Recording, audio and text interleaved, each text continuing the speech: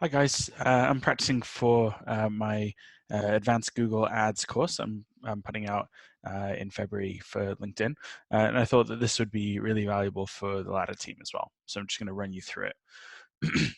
So this is ad copy tactics to try in your campaigns.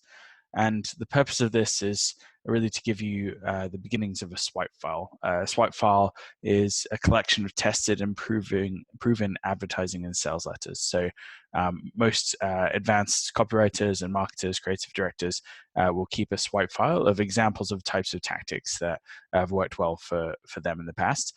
One good example of a swipe file is our Ladder playbook, for example. But this is very specific for ad copy tactics on Google Ads. And I've broken this down into 3 different categories. So one is headlines, and headlines are where you really want to grab attention and be relevant to the audience. Descriptions, that's where you need to generate the interest and be useful. And then ad extensions, so using those to give directions and show value over and above what you have in your headlines and descriptions. I'm going to run through these different tactics in each section. So headlines, grab attention and be relevant. What are some tactics for doing that? So one, this is maybe an obvious one if you've used it before, but dynamic keyword insertion. So what's possible on Google is that if you put these curly brackets here, you can see that it will actually insert the keyword into the text. You can use these mostly in the headlines, but you could actually also use these in descriptions. And what this does is it makes every single ad relevant across large accounts. If you have tens of thousands, millions of keywords, you could have maybe one variation of dynamic keyword insertion ads in the mix with the rest of the ads, and you should hopefully get a much better quality score over time. And one thing to watch out there is for misspellings and competitor brands. So if you have misspelled keywords or keywords in the wrong order or the wrong case, for example, in your ad group, then those will potentially get inserted into the ad. When the keyword is too long, so if someone searches for cheese pizza $10.99 in Los Angeles, that might be too long to fit into the ad, in which case it will default to whatever keyword you put here. And I should mention that each one of these tactics has a source. So if you want to see where we got this image from or more tactics from these blog posts, click through. All of these blogs are some of my favorite blogs as well, so I highly recommend them. Zig when they zag.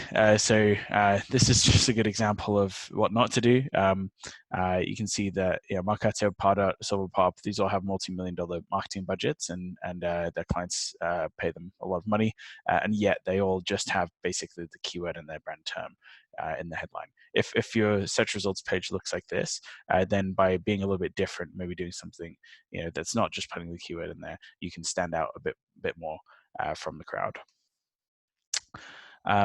Power words. So if you go through in this copy blogger or smart blogger link, it explains what power words are, but they're essentially different keywords that copywriters have found in the past to be persuasive emotional keywords that tend to trigger a positive or negative response. There are lots of types of power words, and depending on what you need the person to feel or do, fear, encouragement, lust, anger, greed, safety, forbidden keywords. So take a look at that blog post and see if you can use any of those keywords to spice up your ad copy.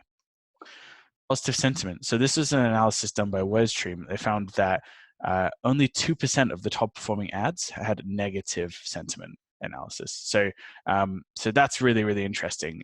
Be neutral or be positive, but don't go negative in your ads.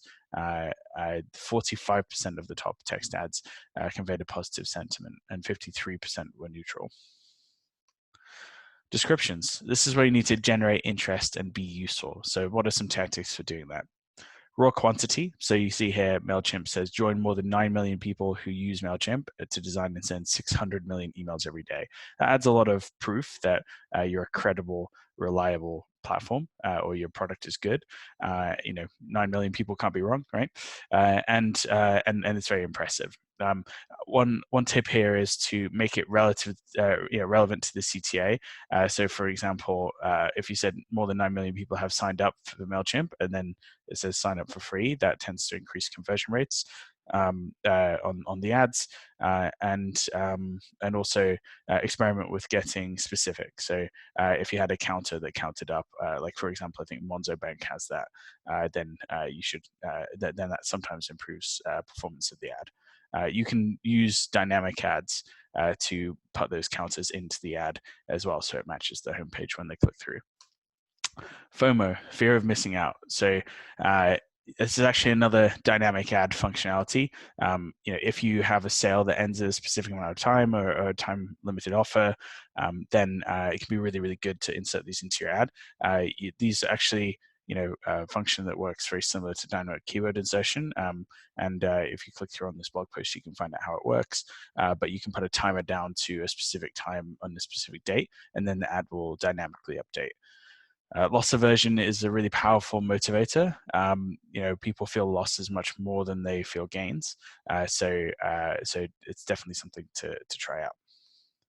Proof of concept. So this one I really like because it works even if you only have a couple of customers. So Slack has a lot of customers, but you see they have a call to action here, or the value proposition here that says a messaging app for teams who put robots on Mars. Even if they just had one customer, they could use that value proposition, right? It's kind of like a testimonial. It's very, very cool. And impressive, and they don't have to have 9 million people like MailChimp did in order to tell a great story and show the impact of using their tool. Make specific claims. So the more specific the claims you make, the more credible they appear. This is a test from Mech Labs, which are a really interesting source of marketing testing and information. They tested the second one where they listed, it was 10 patented strategic guides, 1,500 proven tests that perform 88% better than this more generic, vague one. The more specific the claim, the more credible it sounds. Lexical diversity. So top advertisers, according to WordStream, tend to repeat just 2 words per ad. So don't do this, widgets, near your widgets, source of widgets, use the code widget at checkout and get 20% off your next widget, buy our widgets, right? Just never have an ad keyword in there from more than twice. You want to have some diversity, but also not too much, because if you don't even have your keyword in there, then it tends to hurt performance, quality score, and relevance. Extensions. So this is, I think, an important section that most people tend to miss out because they spend all their time on their headlines and descriptions. But one interesting thing to think about is that the extensions always appear at the bottom of the ad, and the studies have shown that people tend to remember what was said at the beginning and what was said at the very end, and therefore descriptions probably matter a lot less. The headline matters a lot. And then the thing you end up on actually gets the most recall, right? So ad extensions are important, and you got to think about tactically what are you actually putting in those descriptions. One really cool thing you can do here is a daily call-out extensions. So you can actually schedule ad extensions to come on or off, and these are call-out extensions where you just have a little bit of extra text under the ad. This is a good example where on Saturdays it says Saturday book your stay for a hotel chain, and that had a 1 percentage point increase in click-through rate versus the average. So that's really interesting, and just being smart like that tends to grab people's attention. But I think the main thing that I use ad extensions for, I found really powerful and endlessly useful, is segmentation. So this is very, very important when you have a broad head term, a term that doesn't have very much commercial intent, or you don't know yet what the customer wants. For example, here, Las Vegas show tickets. What they have is the broad general Las Vegas show tickets at the top.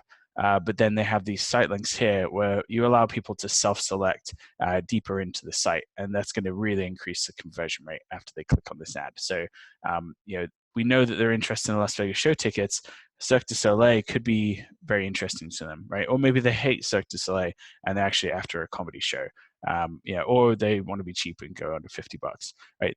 Having these 4 different options allows the customers to segment themselves. So comedy guys go to comedy show, cheapos go to shows under $50. People who like musicals go over here, right? So I think that's really, really interesting, and you can think of probably a lot of different ways to improve that and test that out for your clients as well.